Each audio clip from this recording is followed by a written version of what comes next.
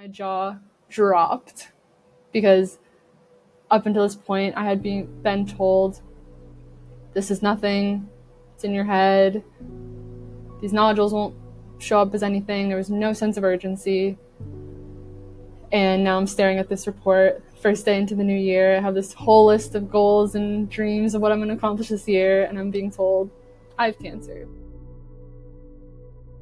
I'm Lindsay. I was diagnosed with POTS and thyroid cancer in 2025, and I live in New York City.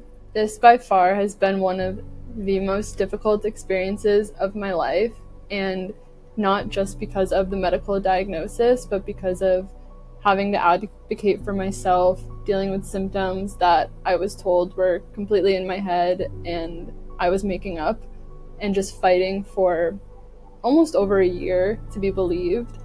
That was the most difficult part, and then to have to get through my diagnoses and get to a place where I am now in survivorship, it's taught me strength, it's taught me self-advocacy. I'm grateful that I'm here now, but it should not have been this difficult.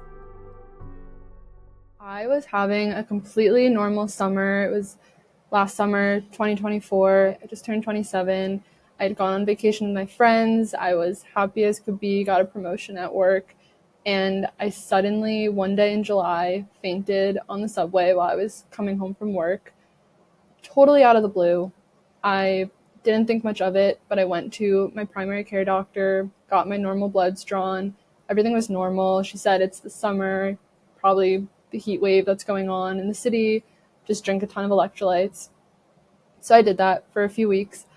And the feeling I felt in the next few weeks was something I've never felt in my life. I felt as though I had a concussion, COVID, I was hit by a truck, like all my muscles hurt. I was so depleted and tired, and I just kept chugging Gatorade electrolytes, and it wasn't working, and my symptoms just every day were getting worse and worse. So I went back to my primary care, and I asked her to recheck my bloods, check if like iron was low maybe, because I've had that in the past, check my blood sugar, things like that. Everything was totally normal. The only thing that was off was I had a very low blood pressure. So that ticked her off that something was going on, like I wasn't hydrated enough. But again, she just told me take a lot of salt. She was like, dump soy sauce on your rice, like little fixes like that. And she was assured that that was going to work. So I tried that for about a week, but each day my symptoms progressed. I now started to have cognitive issues where I was having trouble concentrating. I couldn't remember anything. I couldn't stay focused on a task for a while. My friends told me that when they would talk to me, I kind of just seemed like I was out in space. Like things weren't really connecting for me. At the same time, I felt my body shutting down, which was, again, something I've never experienced in my life. And it was all started with this one fainting episode. I was having trouble making it up the stairs, and I had really bad sensitivity to noise. So if a siren passed me, I just totally shut down. I was like, it was 10 times worse for me than anyone else. So I again went back to my doctor, and I said, can you please check me again? Something's not right. She didn't really know what to do with me. This is the start of me being a medical mystery. So she sent me to a blood pressure specialist who specializes in people with high blood pressure. I was the youngest person in that office by about 60 years. It was all high blood pressure people. And he at first took me seriously, which was nice. He checked for Lyme's, autoimmune disorders. He checked my heart. He checked me for Addison's disease. At this point, I was starting to lose a lot of weight. I was very pale. My eyes were kind of sunken in. So he was almost like 90% positive it was going to be Addison's disease, which is where your adrenal glands are completely drained, because that's what it kind of looked like. So he actually put me on medication prematurely for Addison's disease because he was like, this is going to come up positive. Again, all my blood work, completely negative. And at this point, I had gone to him a few times at this point, and he calls me into his office and he asks me what my relationship is with food, because we're trying to figure out, at this point, I've lost about 15 pounds in 2 weeks, which is a huge red flag for anyone. And I I was confused what he was getting at, and he basically diagnosed me with an eating disorder. He said that you're losing weight, you must have an eating disorder. So he prescribed me an antidepressant that is known to make females gain weight, essentially, and he was like, this is the fix. And that was so frustrating to me because it just showed he wasn't listening, and that's when I started to panic a little bit that I might not find an answer to this. I'm not really being believed. So from there, I said I wasn't going to take that, and I asked him to be referred to anyone else that he think could help. So that kind of opened the can of worms. I went to a neurologist, a cardiologist, a rheumatologist, a holistic doctor. I went to acupuncturists, anyone that, because I had every symptom under the sun, so it's kind of like any specialist that could help. And at this point, I had been experiencing symptoms for about a month, and I was so weak that I had to go on medical leave from work. I was canceling any social event whatsoever, and all of August, I was essentially bedbound with no answers. So I went to the cardiologist. They put a Holter monitor on me. They did an ultrasound of my heart. They did EKGs, negative. Went to the neurologist, got my nerves checked, my cognitive function checked, all negative. I got the scan. I got a, MRI of my brain. Because at this point, I'm like, maybe it's a brain tumor. Negative, completely negative. And then my last stop was a rheumatologist, because I was like, you know what, maybe it's lupus, maybe I have an autoimmune, that's kind of what it seems like. And she, in her chart, could see all the tests that I had gotten that summer. And so she refused to check me for anything else. And she was like, she kind of almost, it was a little diminishing to my ego, because she was like, you've gotten the $1 million workup, there's nothing else I could check you for. And my mom was in the room with me at this point, because I was too weak to advocate for myself even. And she told both of us that we need to go to therapy, and that we're essentially just wasting people's time by getting these checkups. Which, looking back on it now, my mom and I have talked about it. If she didn't know what to do, that's completely fine. But she almost discouraged me from continuing to look. So I wish that she had at least sent me somewhere else, even if there was nowhere else to go, because what all these specialists didn't realize was I had cancer growing in me while I was going to all these appointments, and no one caught it. She was incredible. She tested me for things that the other doctors didn't. She rechecked for Lyme's, because, again, my symptoms really aligned with Lyme's, negative. The autoimmunes, she basically did what I wished the rheumatologist would have done, checked all my hormones. And the only thing she found was an elevated C4A level, which essentially means that your body is inflamed and it's fighting something. So it was the first marker that showed it wasn't in my head. And I remember she called me up on the phone and was like, this is fantastic news. Not that you want to get diagnosed, but there is something I can point to here. That she was like, I believe you. This is not in your head. We're going to get to the bottom of this. And that meant the world to me, because I was just being shuffled from doctors. I felt like I was crazy. There was moments where I was like, maybe I should give up. I sound crazy. But so we ran with that high C4A level. It can mean that you have parasites or mold toxicity in your body. It can also mean that you have cancer, but cancer wasn't even on our minds. So I got checked for parasites and mold. I did have high levels of mold in my body, so we did a full detox, which I think really helped just calm my system anyway, and it helped kind of flush out everything. I did like a very clean eats diet, and now I know that that was helping with the cancer as well. So the other thing that was really amazing about her was she told me about POTS and what it was. I had never heard of POTS before. And she said your symptoms kind of align to POTS. So she referred me to get a tilt table test, which diagnoses POTS. But I couldn't get that for 5 months. So it was 5 months of waiting for that. And it was a really, honestly, dark, horrible time where I just stayed up at night crying, praying that an answer would come. I was deemed a complete medical mystery at this point. I had one single person that believed me that was still testing me, and I just had to wait 5 months to get a tilt table test, which is not fun either. You're strapped to a table and they try to induce fainting while they have a blood pressure cuff on you. I was deemed positive within 10 minutes of that test that I had POTS, which is actually an autoimmune disorder that has no cure currently. There's so little research on POTS.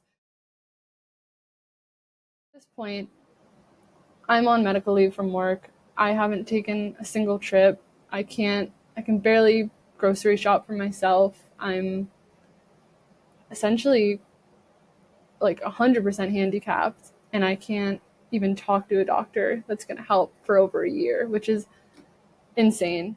So I went to the cardiologist, and this again is my third time walking into this cardiologist's office because they had checked me months ago, and same thing. They're kind of like, why are you back here? And I was like, I have this positive POTS test. I was like, could you, essentially what I needed to get into physical therapy was a stress test so that my heart was deemed healthy enough to do physical therapy. So I asked them if they could do that stress test for me. And they said to do a stress test, you need to get an ultrasound of the heart, which they had already done, but it needed to have been within the past 3 months. And at this point, it's about 6 months into my journey. I feel so depleted, defeated. I've had hundreds of blood tests done. I've had any test you can think of. I did not want another ultrasound. I was like, why? Like, can't we like break the rules? Like, to talk, not even to mention like the amount of money this is all costing for all these tests.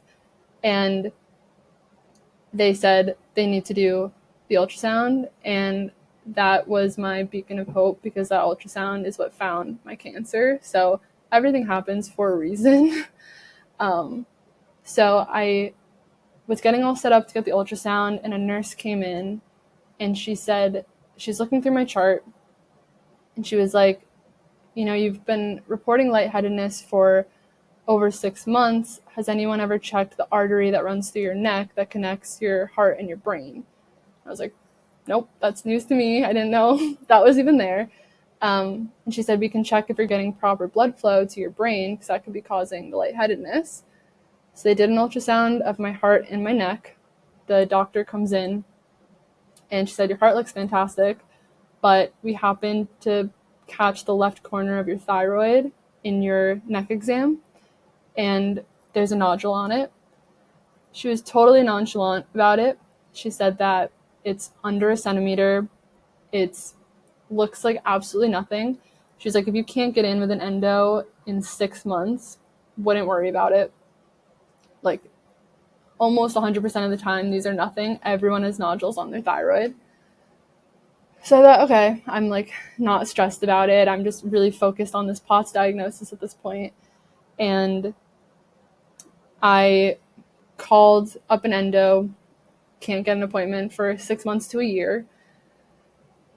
And so I just booked something, but I put myself on the wait list, which I highly recommend to anyone going through something like this because, again, guardian angels, my appointment or an appointment opened up a week from whatever day that was.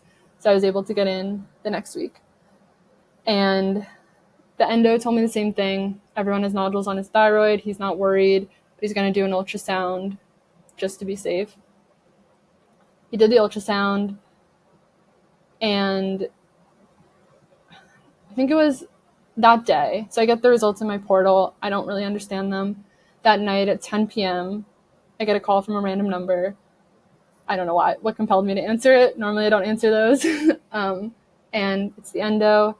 He said, I was wrong. This doesn't actually look like nothing. That next week, I got a biopsy, and it was the week between Christmas and New Year's. So I got my biopsy. They said, we'll call you if it's anything. You should know within 6 days at most. January 2nd, which was 4 days after my biopsy, I got a notification that I had new results in my portal. But I had gotten so much blood work at this point, I just thought that's what it was because it was too soon to get my results. I opened it up first day in the new year, says positive for malignancy all over the report. And my jaw dropped because up until this point, I had been told, this is nothing, it's in your head, these nodules won't show up as anything. There was no sense of urgency. And now I'm staring at this report, first day into the new year. I have this whole list of goals and dreams of what I'm going to accomplish this year, and I'm being told I have cancer. So it was 4:44 p.m. when I got that notification. I called relentlessly the doctor's office, couldn't get through, slept on it overnight. Next morning, calling like crazy. They finally get back to me at around 1 that day, explained to me. The endo was incredible. He was like, this is not what we suspected, but you get surgery, and essentially it's very treatable cancer. Cancer is a scary word, but it's treatable. So then the endo did have urgency. He said, get surgery as soon as possible. So then I was interviewing surgeons and had my surgery booked for the next month, which was like head spinning to think that I was undiagnosed and then I was flying into surgery to get a cancer removed. Also, now in my chart that I had an incurable chronic illness with POTS, and it was just so many emotions at once. But my surgery went really well. I got half my thyroid out. It had metastasized to my lymph nodes, but they were able to catch it before it went anywhere else, as far as they believe. And now I'm just recovering from surgery and trying to manage my new chronic illness that I have. It's crazy to say. It wasn't even the diagnoses. Like, I now am a 27-year-old cancer survivor, which is insane to say. But it was the misdiagnosis phase. I would not wish that on anybody. It was not being believed. I felt like I wasn't being heard. And that's the issue with invisible illness, is that people can't see it. So when I would walk into a doctor's office and I looked fine, the immediate first response is, it could be in your head, it could be anxiety, are you eating enough, like sleeping enough, drinking enough? And I knew I was taking great care of my body, but it was just failing me for whatever reason. So I think through this, like, I found my voice, and that was just such a hard journey. And I actually had a friend who I was recounting everything I went through, and he was like, thank God this was you, because if it was anyone else, he was like, if it was me, I would have just given up at the first no. I would have believed them that I was crazy, and that would have been that. And he was like, on behalf of everyone who loves you, like, thank you for keeping pushing. And I thought about, why, like, what compelled me to not believe them. And for me, it just truly felt like life or death. I felt my body failing. My mom remembers this. I was sitting at the table and I just said, I feel like I'm dying and no one's listening to me. So it's just believing in yourself if you know what you feel. And yeah, I think that was the most emotional part. I consider myself very lucky. And I was told, because this was caught so early, that I only had to get half my thyroid out, and now I'm just monitored. So every 6 months, I'll get another ultrasound in my neck, and we'll kind of go from there. So there's this lingering feeling of you're not out of it. It's always in the background. But I'm just grateful that this is my story and that, I can still go out and do things, and I never take another day for granted again after going through this. But upkeep for checking is pretty minor, which is great.